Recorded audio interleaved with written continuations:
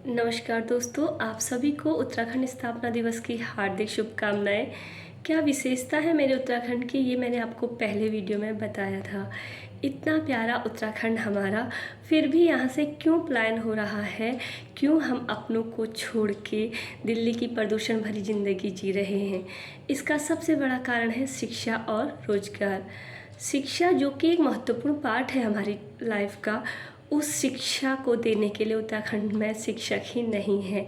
जैसे कि मैं एक एग्जांपल देना चाहूँगी कि लेक्चरर की 4000 पोस्ट खाली हैं, पर हमारी सरकार पहले तो वैकेंसियाँ 3-4 साल तक निकालती नहीं है, और अगर निकालती भी हैं तो इतनी कम कि वो ऊँट के मुँह में जीरे का काम करती हैं। और उसके बाद कोई अभ्यर्थी मेहनत करके सिलेक्शन ले लेता है, पर उसे नियुक्ति मिलने तक 2-3 साल का इंतज़ार करना पड़ता है, कई धरना प्रदर्शन करने पड़ते हैं।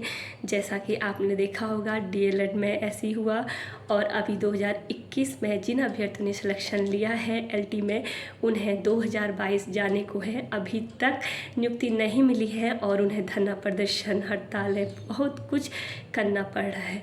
क्यों ऐसा? क्यों हम अपना अधिकार मांगते नहीं, किसी से भीख मांगते?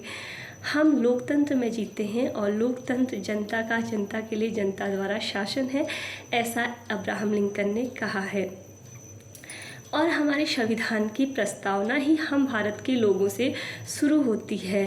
पर क्या कभी आपने देखा कि यहाँ लोगों की चलती है या आम जनता की चलती है? यहाँ तो सिर्फ नेता तंत्र दिखता है। मैं एक छोटा सा एग्जांपल देना चाहूँगी। जब कोई छोटे मोटे नेता भी इधर उधर जा रहे होते हैं तो 10 या 12 गाड़ियाँ उनके साथ जाती है, भारी संख्या में लोगों की भीड़ जाती हैं और कई पुलिसकर्मी जाते हैं। और वहीं दूसरी तरफ अगर आम जनता की बात की जाए तो उसमें कोई छोटा बच्चा भी हो सकता है, कोई बुजुर्ग भी हो सकता है, कोई प्रेग्नेंट लेडी भी हो सकती है, और कोई इंसान ऐसा होता है कि जिसकी ट्रेन छूट रही हो या बस छूट रही हो, पर ये नेता लोग रास्ते में जाम लगा देते हैं। उस आम जनता के बारे में कुछ नहीं सोचा जाता। यहाँ सिर्फ और सिर्फ नेतागिरी चलती है। शिक्षक जो एक राष्ट्र का निर्माता होता है, उस शिक्षक को वेतन देने के लिए हमारे उत्तराखंड सरकार के पास पैसे नहीं हैं। उन शिक्षकों को गेस्ट के तौर पे रखा जाता है। क्या इन नेताओं को कभी गेस्ट के तौर पे क्यों नहीं रखा जाता? इनकी सैलरी और इनके वेतन भत्ते में क्यों कटौती नहीं की जाती? ये कभी किसी ने प्रश्न नहीं उठाया। बस सिर्फ और सिर्फ आम जनता की ही बात होती है। यहाँ कोई भी पद आप देख लीजिए, चाहे डॉक्टर हो, इंजीनियर हो या टीचर हो, कोई भी प्राइवेट सेक्टर या गवर्नमेंट सेक्टर, उसके लिए क्वालिफ़िकेशन मांगते हैं, बहुत सालों की तैयारी मांगते हैं। और कितने उन तैयारियों को, जो बड़े बड़े कोर्स होते हैं उनमें लाखों का खर्चा आता है, कितने साल लग जाते हैं एमबीबीएस करने में, 5 साल तक लग जाते हैं। उन सब के लिए तो क्वालिफ़िकेशन होता है, जबकि वो एक सेक्टर के लिए ही होते हैं। पर जो ये नेता हमारे पूरे देश को चलाते हैं, इनके लिए कोई क्वालिफ़िकेशन नहीं होता, कोई पढ़ाई इनके लिए नहीं होती, और ये हमारे देश को चलाते हैं। हमारे मोदी जी विकसित भारत का सपना देख रहे हैं। जब तक हमारे नेताओं में सहयोग की भावना नहीं आएगी, आम जनता के बारे में नहीं सोचा जाएगा, तब तक हमारा देश का विकसित होना असंभव है। क्योंकि जब हर एक इंसान का विकास होगा, हर आम आदमी का विकास होगा, तभी हमारा देश एक दिन विकसित बनेगा। अदरवाइज हमारे पापा ने भी पढ़ा था कि हमारा देश विकासशील है, और हमने भी यही पढ़ा था, और हमारे आने वाली पीढ़ी भी यही पढ़ेगी। नेता जब चुनाव होते हैं तब डोर टू डोर जाके वोट मांगते हैं। जैसा कि आपने देखा होगा, कुछ टाइम पहले चुनाव हुए थे तो बड़े बड़े नेता भी उत्तराखंड के छोटे छोटे गाँव में, अल्मोड़ा, और अल्मोड़ा से भी कई दूर सोमेश्वर, बागेश्वर, कहीं कहीं गए थे।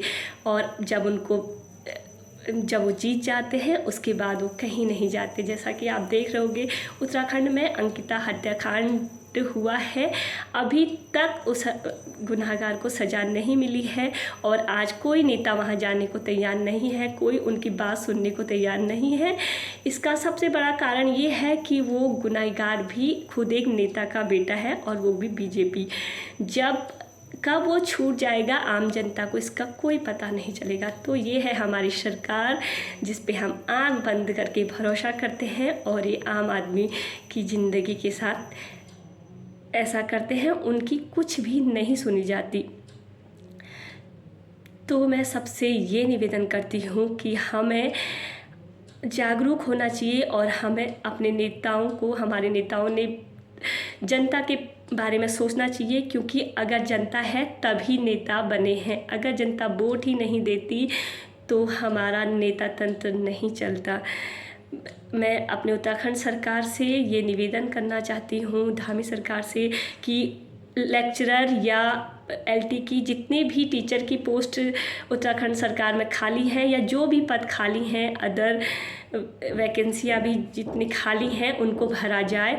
और शिक्षक तो राष्ट्र का निर्माता होता है। जब एक शिक्षक ही स्कूल में नहीं है तो क्या विकास हमारे देश का होगा। शिक्षक को सैलरी देने के लिए हमारे उत्तराखंड सरकार के पास पैसे नहीं है। ऐसा क्यों गेस्ट टीचर भरे गए हैं, परमानेंट टीचर क्यों नहीं भरे जाते, जबकि 4000 पोस्ट खाली हैं।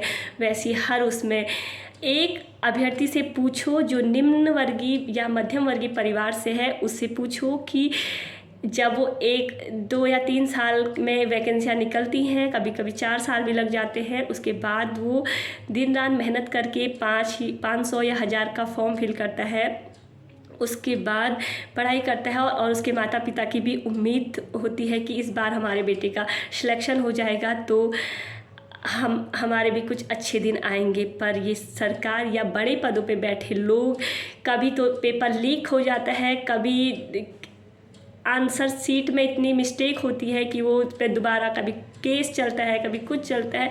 ऐसी गलतियां बड़े पदों पे बैठे क्यों करते हैं? एक पेपर को कराने में कंडक्ट कराने में 2 या 3 साल का समय लग जाता है और हजारों बड़े पद पे तैनात व्यक्ति वहाँ पे होते हैं, फिर भी बार बार ऐसी गलतियाँ क्यों होती हैं? क्यों बार बार पेपर रद्द होता है? क्यों आंसर सीट में इतनी गलतियाँ होती हैं?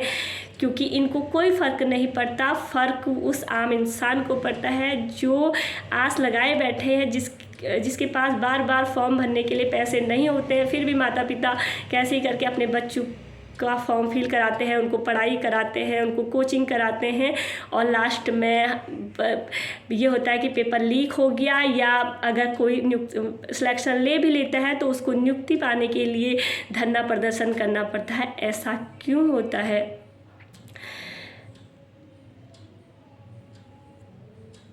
ज़िंदगी हर किसी के लिए एक समान नहीं होती।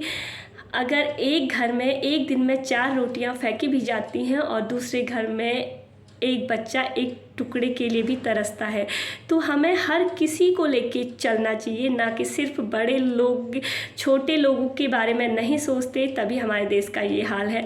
हर एक को लेके चलना चाहिए। ये लोकतंत्र है, यहाँ छोटा बड़ा अगर हम हर एक के बारे में सोचेंगे, हर एक आदमी का विकास होगा, तभी हमारे देश का विकास संभव है।